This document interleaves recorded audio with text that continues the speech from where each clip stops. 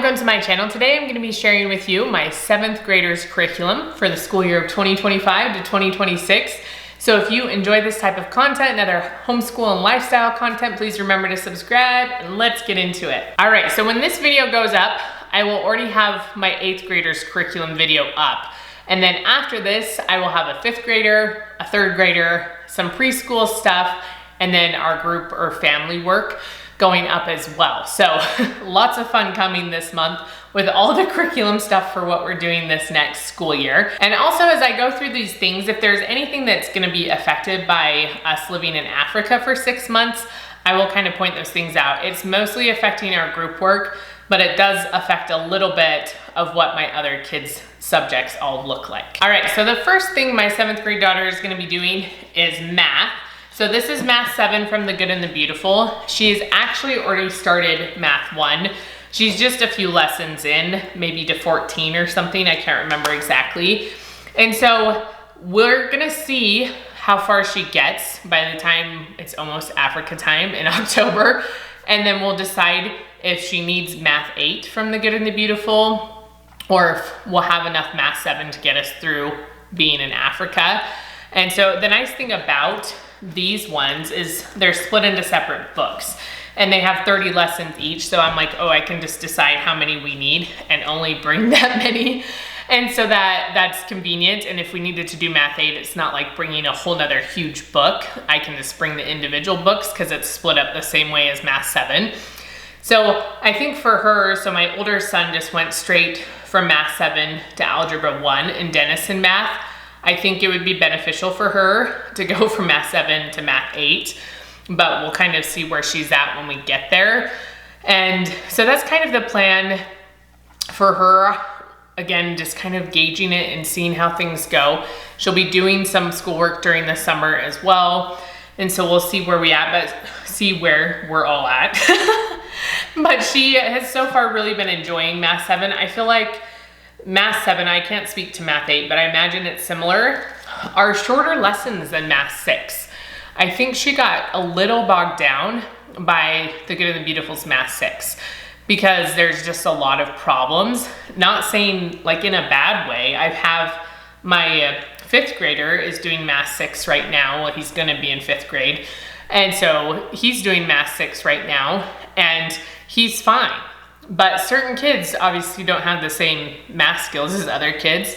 And so I think all the problem sets were a lot for her. Whereas she can get through this lesson and she does very, very well with getting correct answers most of the time. And she doesn't get super frustrated and overwhelmed. And so if you have a child like that, Math 6 might be best split up depending on the lesson. Not all lessons take as long as other ones. But if there are some that seem to be that way, there were days where I'm like, okay, just stop there. You can finish the rest of it tomorrow. Because otherwise her brain just kind of shut down because it was too much. But Math 7 has been really good. I feel like it's a good amount of instruction and a very good length for her, for someone that she enjoys math, but it doesn't make her hate math because it's not overly frustrating and too much for her. So far it's been really good, and we'll see where she's at to decide if we want to do Math 8 or if we want to try to move her into a different pre-algebra or Algebra 1 curriculum. We'll kind of see how it goes with the year and where we are with going to Africa as well. And then for language arts, she is doing The Good and the Beautiful's level 7. This is the same as my 8th grader. They've been doing the same lessons or levels for The Good and the Beautiful language arts for several years.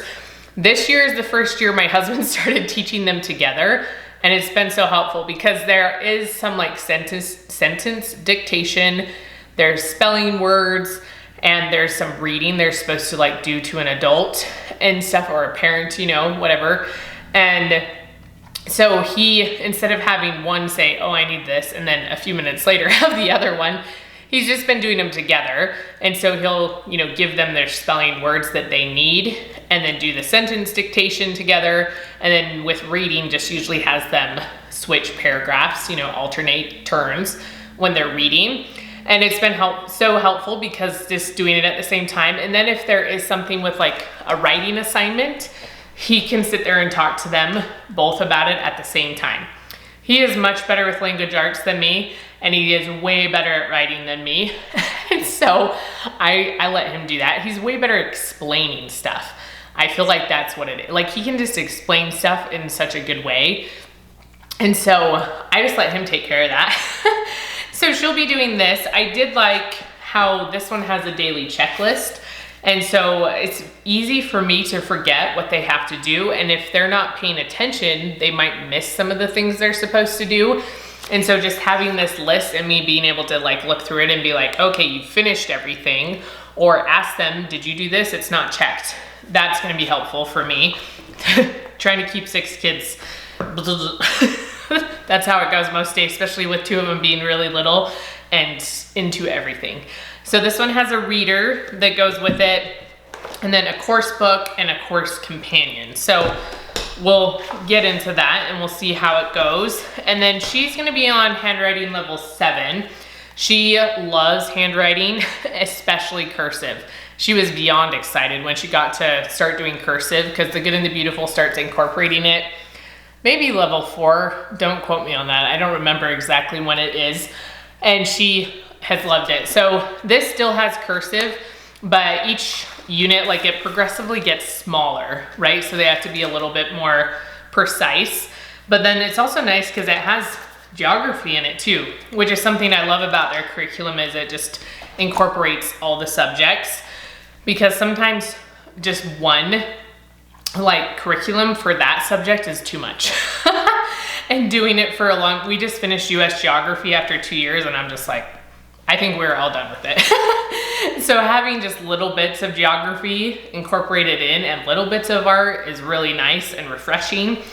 And so it gives her a break too, you know, from the normal things. So that's kind of like her language arts type of stuff. That's what she's gonna be doing. And then she's been doing Duolingo. She's been doing French. She switched from Spanish to French maybe a year ago. I can't remember exactly. She loves France. I don't know if she loves it for any other reason besides me and my husband went there when our 8-year-old was a baby, so she went with us. And so my 11-year-old girl really wants to go.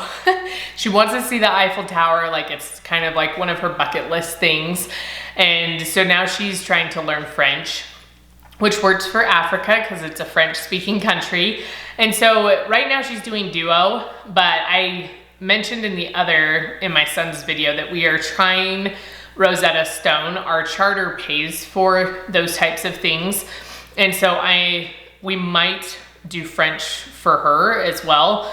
We're not doing a trial with Rosetta Stone, but we're trying it out to see if we even like it enough to spend money on my other kids having it.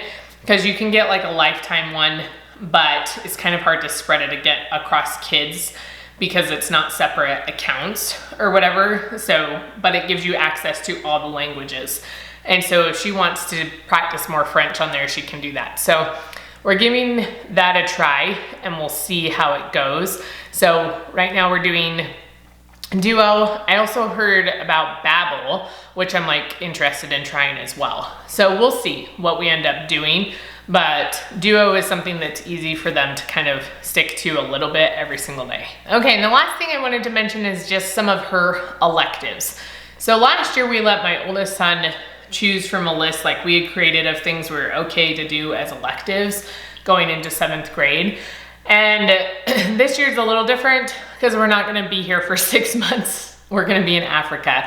And so I had to figure, I'm like, okay, what can she do here? And then what can she do there? And she is not the most active child. She likes to read a lot, but trying to find something that excites her that she can do like actively is hard. She'll go hiking with us, and she's had a better attitude about it this year than she has in the past, so that was good. But sometimes she's just like, I don't want to do this, and just throws a massive fit about it. So, which, you know, it's understandable. Not everything is for everybody. But I like her to have something that she enjoys, or try to find something she enjoys. She has tried tennis in the past, and that was okay, but she did a little bit of pickleball this year, and she actually really liked that. And so we thought about we don't actually have any pickleball, what do you call them, mallets? No, I don't know. And so we don't have any pickleball equipment. And so we need to get some, but my husband's like, yeah, we could go play during the summer, like over the next 6 months while we're here, and just get her some practice and see if she does like it. So that's one of the things we're gonna try. We tried to pick things for her and my oldest that are a little bit more branching out with activities, or like bike riding, gym type stuff, right? Like weightlifting, running, all that kind of stuff. Her pickleball, just exposing them, because I feel like they're not as familiar with those types of things since they aren't in public school. And then the other thing is she really loves cooking. This last year, she did a lot of FACS Ed, family and consumer science education type stuff. And so cooking, sewing, those kind of things. And we did the Radish Kids crate for 6 months. And then we had gotten a subscription for little passports for a year for their like cooking club or whatever. So we still have the little passports one coming, but I started the Radish Kids ones later, and we only did it for 6 months. And if I were to renew it, we weren't gonna be here at the very end of it when it would have finished. So I didn't do that, but I did see that they were having a sale. And she liked Radish Kids because the one, you have options. You can choose like one that's just baking, one that's cooking, so it kind of mixes baking and cooking and stuff. And I think they have one that is more of a regional or like traveling the world type of situation. And so she liked that it was just treats because she likes to bake and make stuff like that. And so not all, like these have usually 1 or 2 treats, because the ones that were on sale weren't just the specific baking ones. Most of them were cooking ones. And so I just got a whole bunch because they were like $11. So I think I got 6. So I'll probably give her one like every month and she can try. So this one's spring brunch, and then party time kit. Oh, maybe I just got 4. There you go, just 4, that's fine. And Taste of Mexico global kit. So that's the global ones, right? And then, oh, this one's a passport to Spain. So it had the pictures of the different types of food. So I picked the ones that I thought she would think are the most interesting and stuff to try. And so those are what we got for that like cooking part. So hopefully she'll enjoy doing that. And this will be over the summer and into the early fall before we leave for Africa. And then once we're in Africa, she's gonna be doing the same elective that my older son is doing. She's going to be doing some drawing stuff.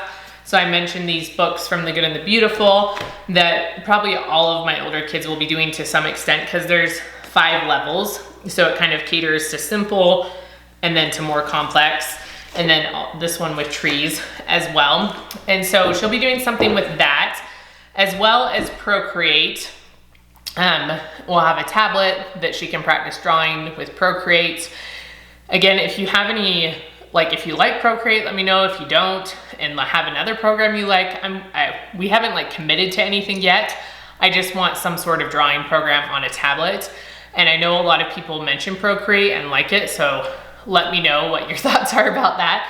And then she'll also be doing some sort of coding. She was actually doing coding this week. My husband sets everything up for her. I don't know what programs he's using or anything like that. Maybe, once we get more into it, I can let you know, but he knows how to code and do all sorts of stuff like that. He does a lot of it with his job as a professor and collecting data sets and stuff. And so he was helping her and she was programming stuff and she loved it so much. And so probably just some more with coding and doing stuff like that. Some of these things will depend, like our internet is supposed to be mostly reliable and mostly okay, but you never know. So it all will be dependent on that kind of stuff as well. All right, so that's what my 7th grader is doing for this next school year in her homeschool curriculum. Put down in the comments what you guys are doing for school this next year. Have you gotten your curriculum already? You still trying to figure it out? If you have 7th, 8th graders, junior high, high school, what electives do they like to do, or what things do you like to offer them? Because I'm looking for more ideas as they continue to get older. I would love to know. This is like a new part of our homeschool career is moving into these upper grades. And so if you have any advice or things you like to do, put that down in the comments as well. I need some help. And remember to give this video a thumbs up, and I will see you next time.